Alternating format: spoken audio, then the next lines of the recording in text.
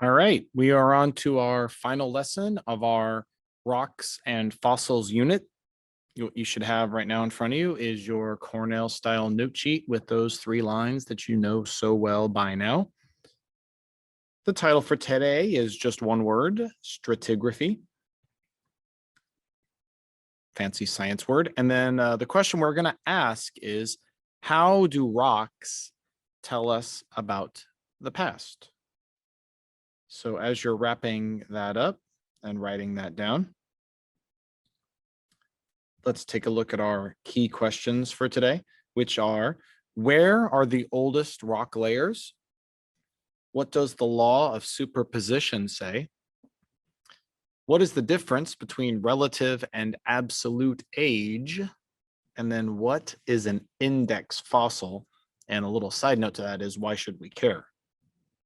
So again, you don't write these down, just something to think about. You should be listening for the answers to these as we go.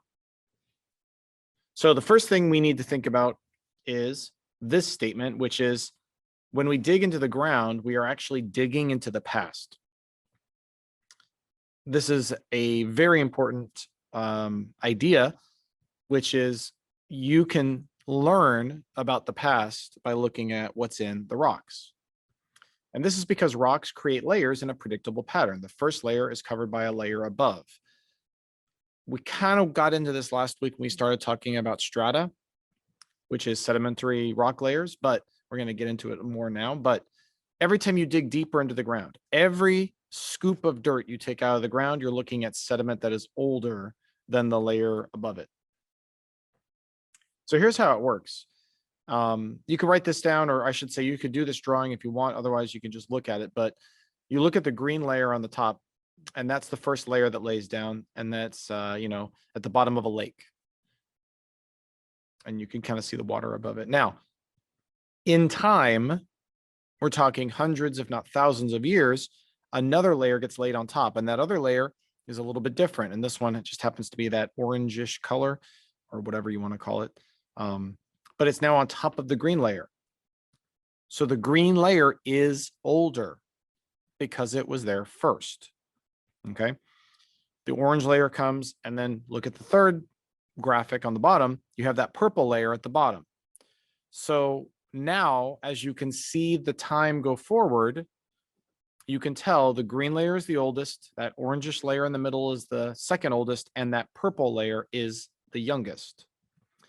And this predictable way that rock layers lay down in that pattern is summarized in a geologic law called the law of superposition. Now, super doesn't mean superhero, like you're thinking of with, Superman. In this case, super means above. You may have heard of a lake in the Great Lakes called Lake Superior. It's the same root word. But that just means above. And so Lake Superior is north of all the other lakes. And then position obviously means where you find something.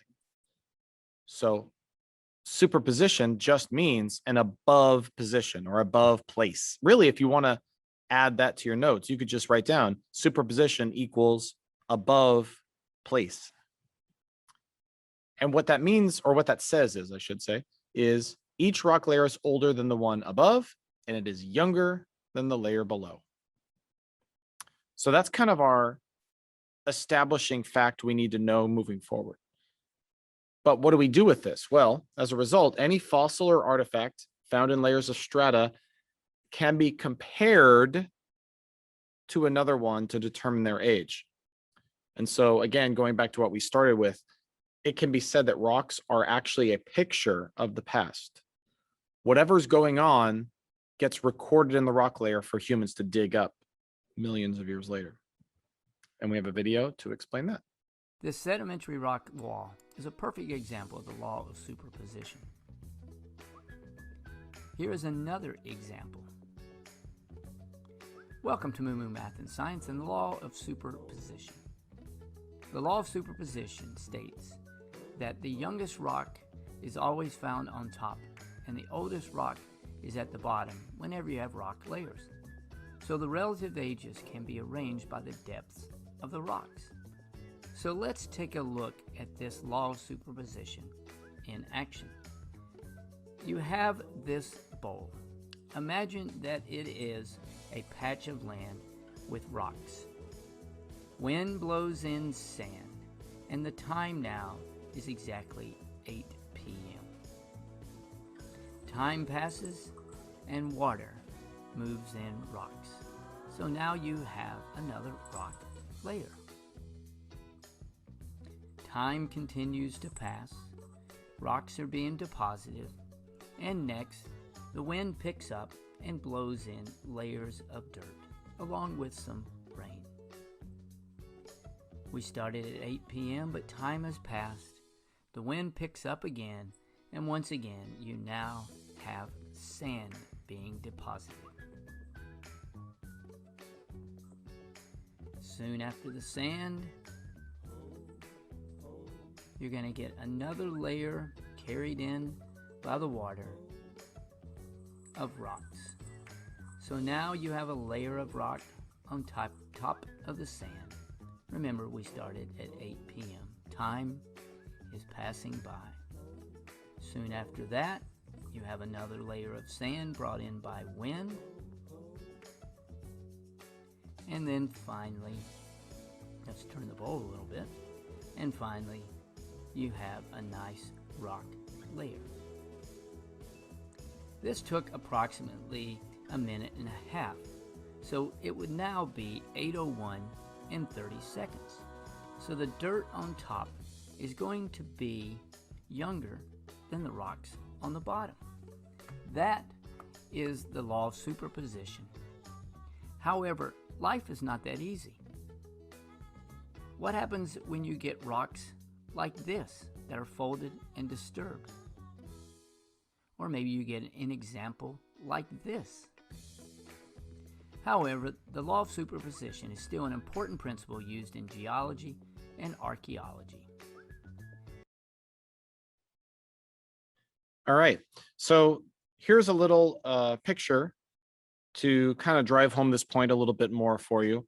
So if you look on the left there, you have the fish. He's swimming around in a lake, and then let's say he dies and sediment covers him up and he's right there. And along comes this lizard who's walking on top of the layer where the fish was. Well, the lizard dies and gets covered up by dirt, and then the monkey comes along and he dies. And so now, if you look on the right, now a human comes by millions of years later. What are we going to dig up first? Well, we're going to dig up the monkey because it was the most recent and it's on the top. As we keep digging, what are we going to find? Well, there's the lizard and then the fish. So every time you dig, you're going backwards in time, like a time machine. So take a look at this picture. This is a graphic from a college textbook. This is what you would be having to analyze in secondary education, which I should say higher education. You're already in secondary education. But basically, as you look at this, ask yourself, of those fossils, which one is the oldest? And obviously it is fossil D because it is in the bottom layer, layer 4. Which fossil is the youngest?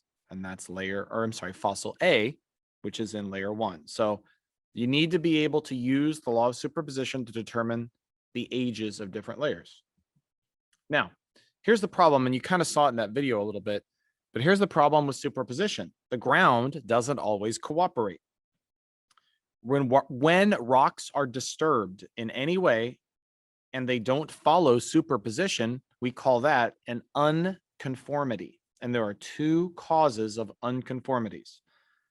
The first one is caused by plate movement, and that can cause folding or uplift. Folding we went into last week, and that's where you take a layer and you squeeze it and it creates loops or curves or circle shapes.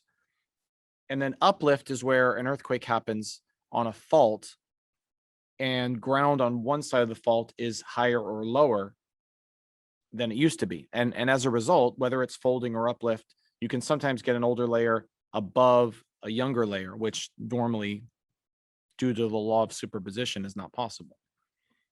And then the other way you can have an unconformity is an intrusion through or of magma.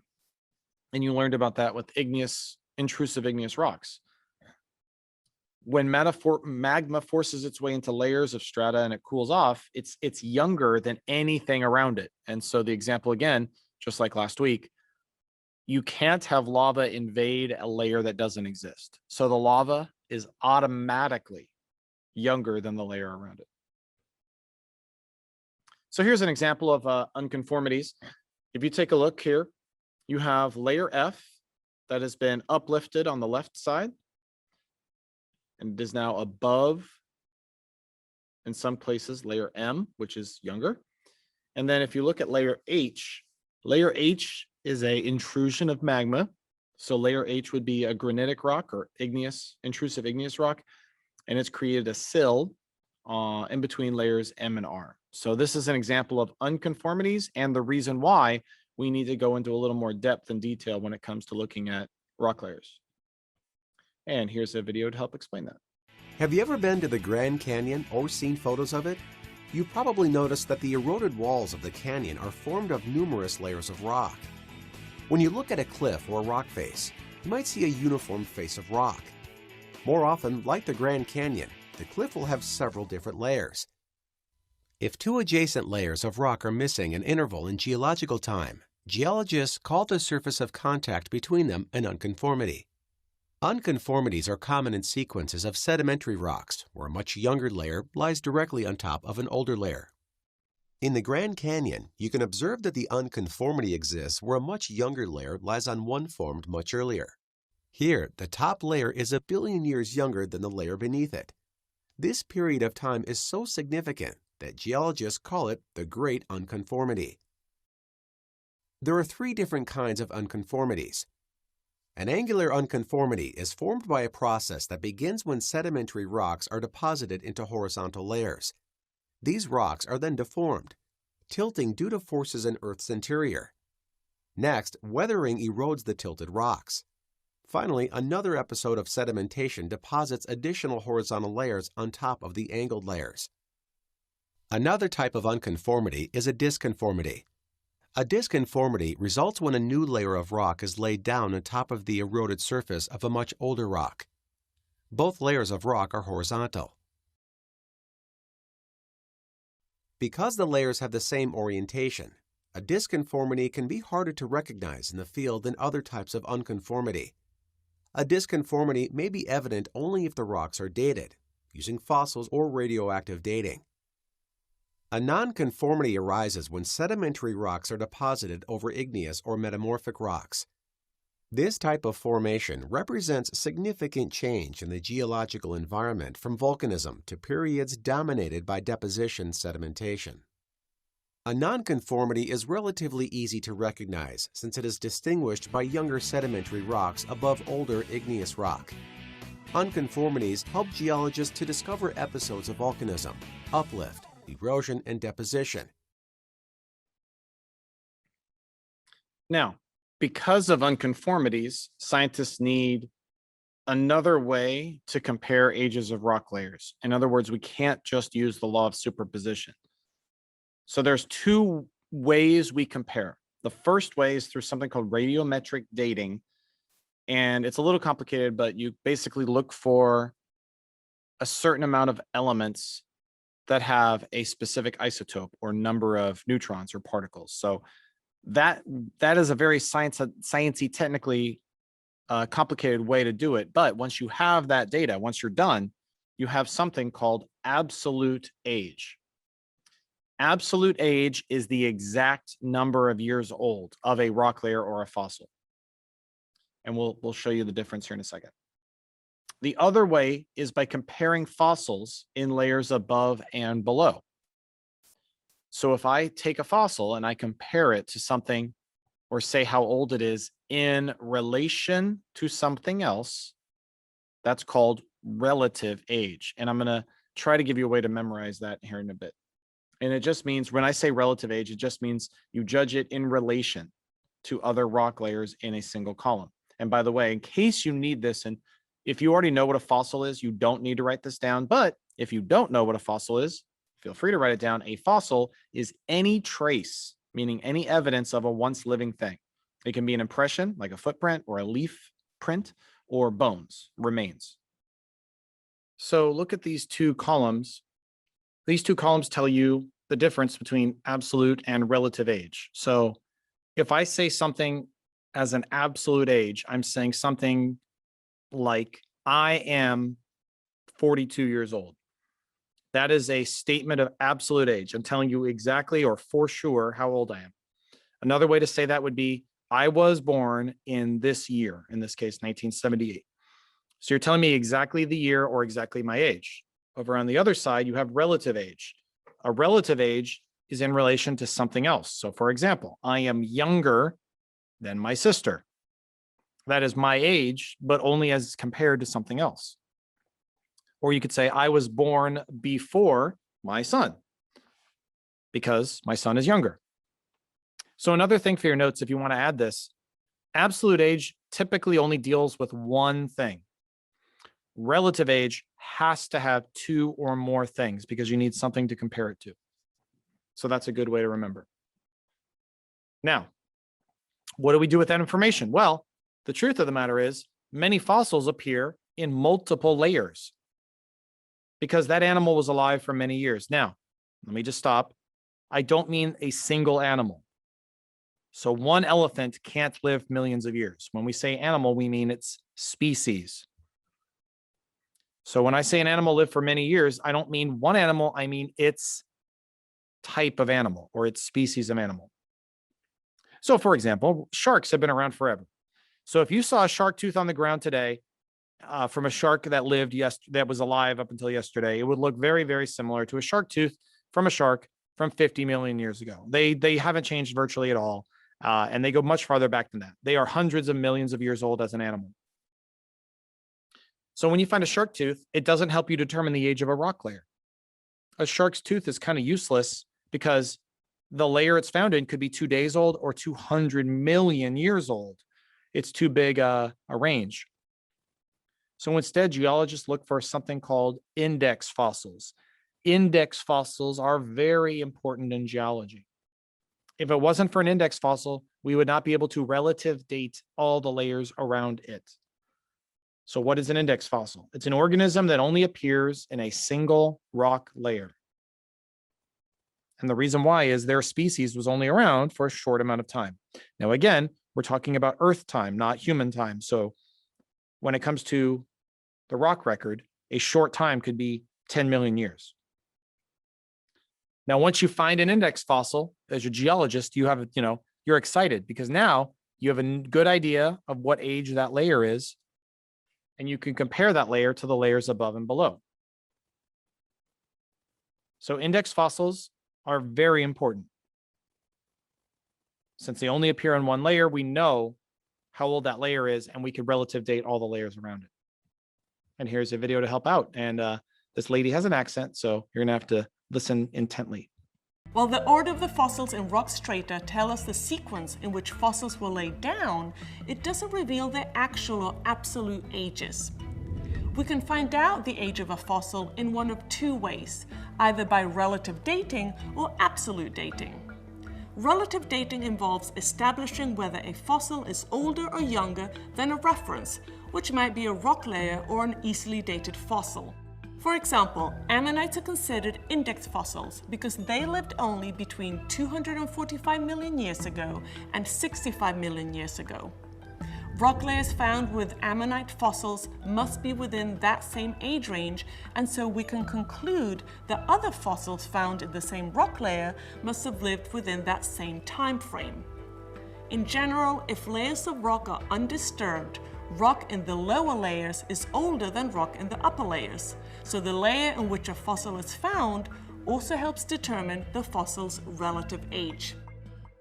Absolute dating is more exact, but dates in geologic time a spans of time, not specific dates. Determining absolute age is done with radiometric dating, the scientific process of using the half-life of radioactive elements to establish the absolute age of a fossil. Rocks contain trace amounts of radioactive elements that decay at specific rates, starting from when the rock was formed. An example of a commonly used radioactive element is carbon-14, which has a half-life of 5,730 years. When an organism dies, the amount of carbon-14 it contains at the time of death slowly decays to become another element, nitrogen-14.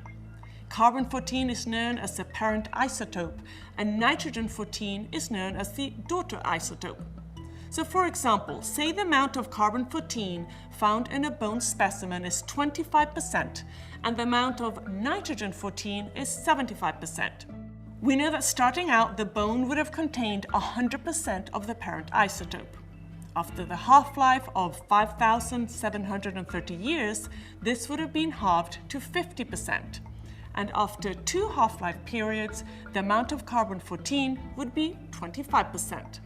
So the age of the bone is 2 half-life periods, or 11,460 years old. So let's put this index fossil information into action here. So let's look at this, and I'm going to point it out as best I can, but in the pink layer, on the left side, you see the words, how old is this unknown fossil? And that I'll just tell you is a coral. And if you've ever heard of a coral reef, the coral is actually a living thing. But if I have that coral and I look at the other fossils in its layer, and let's just take the yellow shell, for example. If I find a yellow shell in its layer, that doesn't help me know the age of the coral. And here's the reason why. I can find yellow shells very close to the surface. So they're only like 50,000 years old. I can find yellow shells way down and make them 20 million years old, or I can find yellow shells way deep down that are 100 million years old.